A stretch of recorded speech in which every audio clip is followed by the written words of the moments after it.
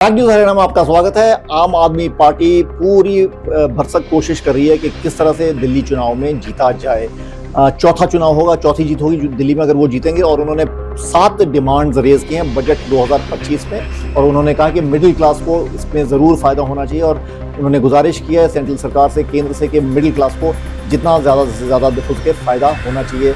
और उसके लिए उन्होंने कुछ डिमांड्स रेज की हैं, जिसमें से सबसे पहले है कि जो शिक्षा पर बजट है वो 2% से 10% करना चाहिए।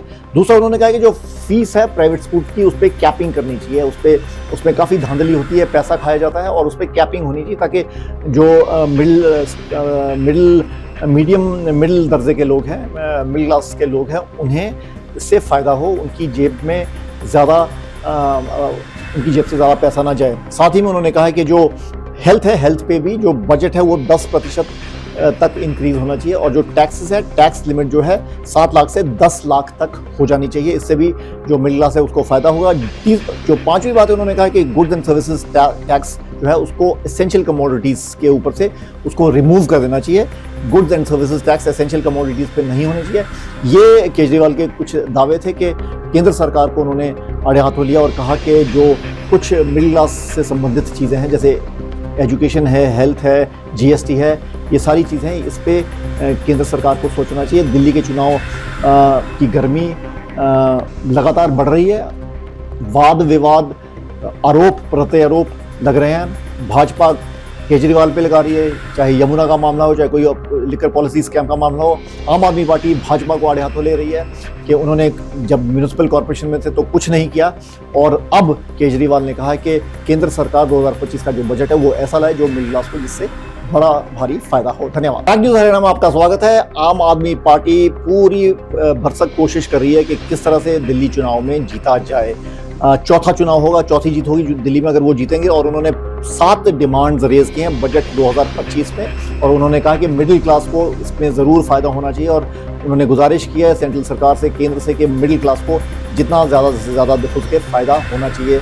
और उसके लिए उन्होंने कुछ डिमांड्स रेज की हैं, जिसमें से सबसे पहले है कि जो शिक्षा पर बजट है वो 2% से 10% करना चाहिए। दूसरा उन्होंने कहा कि जो फीस है प्राइवेट स्कूल की उस पर कैपिंग करनी चाहिए। उसमें काफ़ी धांधली होती है, पैसा खाया जाता है, और उस पर कैपिंग होनी चाहिए ताकि जो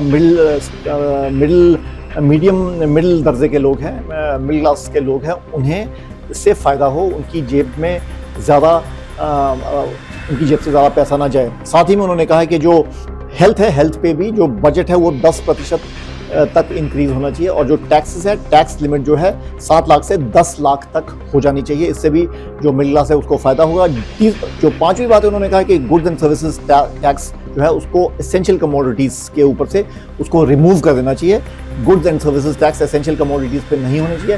ये केजरीवाल के कुछ दावे थे कि केंद्र सरकार को उन्होंने आड़े हाथों लिया और कहा कि जो कुछ मिडिल क्लास से संबंधित चीज़ें हैं, जैसे एजुकेशन है, हेल्थ है, जीएसटी है, ये सारी चीज़ें, इस पे केंद्र सरकार को सोचना चाहिए। दिल्ली के चुनाव की गर्मी लगातार बढ़ रही है।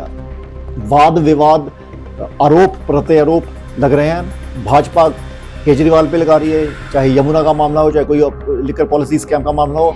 आम आदमी पार्टी भाजपा को आड़े हाथों ले रही है कि उन्होंने जब म्यूनिसिपल कॉर्पोरेशन में थे तो कुछ नहीं किया, और अब केजरीवाल ने कहा है कि केंद्र सरकार 2025 का जो बजट है वो ऐसा लाए जो मिडिल क्लास को जिससे बड़ा भारी फायदा हो। धन्यवाद।